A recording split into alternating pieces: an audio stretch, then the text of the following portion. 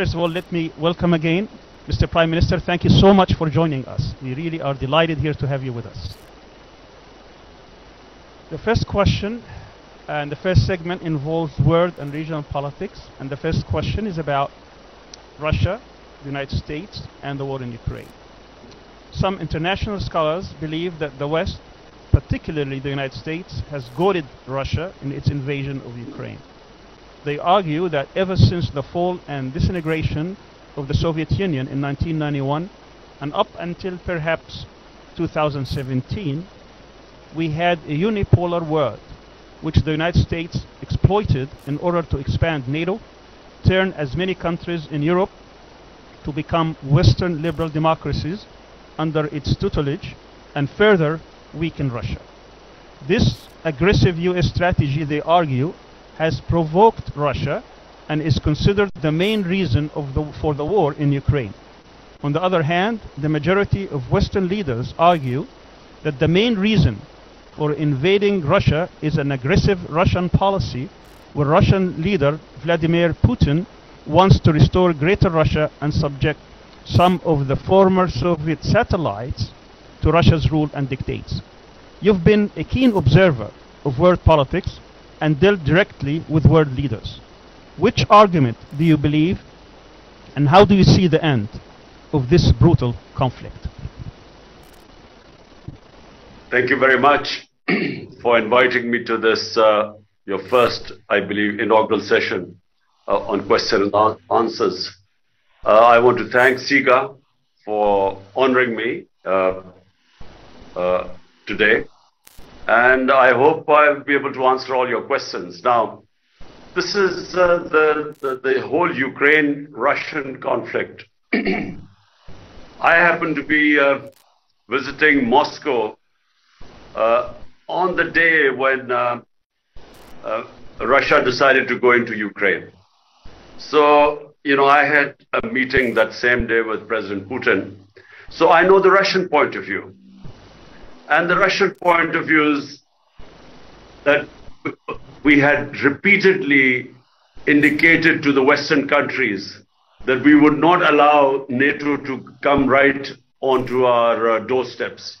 And their argument is that just like the United States would not want Russia to come in and say in Mexico and with all their weaponry. So the conflict from the Russian point of view has been triggered out of fear that if NATO moves in to Ukraine, which they felt should have been demilitarized or should have been neutral, they felt that then the security of Russia was at stake.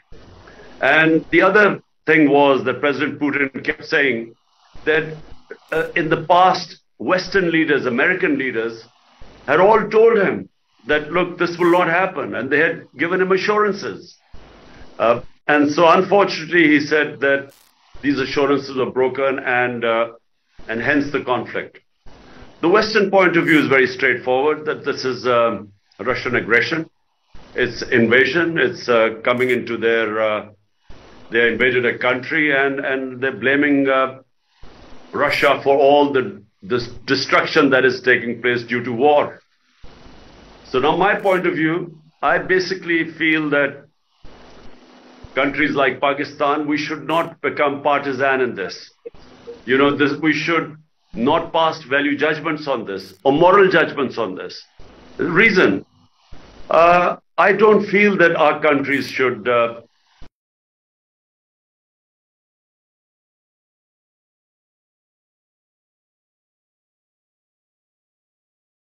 conflicts that don't affect us. And I'm talking about developing world, countries like Pakistan, which have 100 million people vulnerable, almost 50 million people below the poverty line, 50 million people above the poverty line. And so when we make moral judgments in conflicts, it comes at a cost for countries like us. So, for instance, we would have wanted cheap oil from Russia. We would have wanted wheat 2 million tons of wheat from Russia. A gas pipeline was arranged with a Russian company. So all that gets affected the moment you take sides. And our neighbor India, which is a part of the Quad, which is a strategic military, economic military alliance with the United States, India abstained in this because they too felt that they needed cheap oil from Russia. And what this conflict has done, post the COVID situation where already there was a commodity super cycle, and this conflict has raised energy prices to the level which is causing a lot of problems in Europe. We all know that in Europe they are suffering from gas shortage and energy prices spike. But in the developing world, it has caused a massive problems in our balance of payments, because it has just, the oil prices going up, I know they're coming down now, but that caused an enormous problem for countries like us. So therefore, my take on this, there are 2 points of view. We would like to abstain, my country, we would like to abstain in this. But I do feel that this conflict has caused massive problems all over the world. Thank you. Thank you very much for your answer. The next question is about China, and always will ask that question. Keeping with our theme about world and regional politics, we'd like to stick with talking about the great powers. For the past 3 decades, the power of China has been on a steady rise economically, military and technologically, among other spheres. It has certainly become a world power. Pakistan has also been one of its major partners, not only economically but also geopolitically. How will Pakistan maneuver between China and the United States, particularly in growing US pressure on Pakistan to take sides? How do you envision the role of China in a multipolar world and in competition with the US? Well, Awais, the problem is that, when we are countries, again, I sort of following from your first question, when we are weak countries, we developing countries are pushed to take sides. And I feel that Pakistan should not take any sides. I'm talking about our country. Because, why do we have to take sides? Pakistan should have good relationship with both China and with the United States. Similarly, I feel with Russia and the United States. For instance, that's the policy of India. I must say that I've always admired the way India remained non-aligned during the Cold War.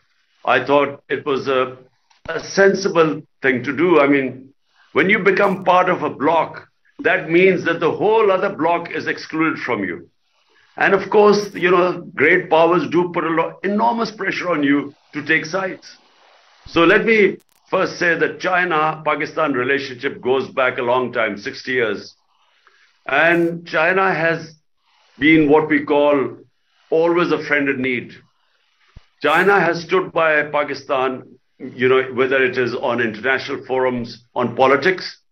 For instance, Kashmir is an issue, a United Nations resolution on Kashmir stating that there should have been a plebiscite in Kashmir for the people of Kashmir to decide whether they wanted to be with India or Pakistan. And that right was not given to them. But hardly any other country stands with us.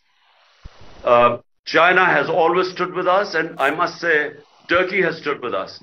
But even Muslim countries, despite knowing the injustice going on in Kashmir, just like in Palestine, they do not stand with us. Which is, by the way, one of the reasons I feel that when we are told to take sides in a conflict like Ukraine, why should we? When things that are important to us, the Western countries don't take a stand or moral stand on it.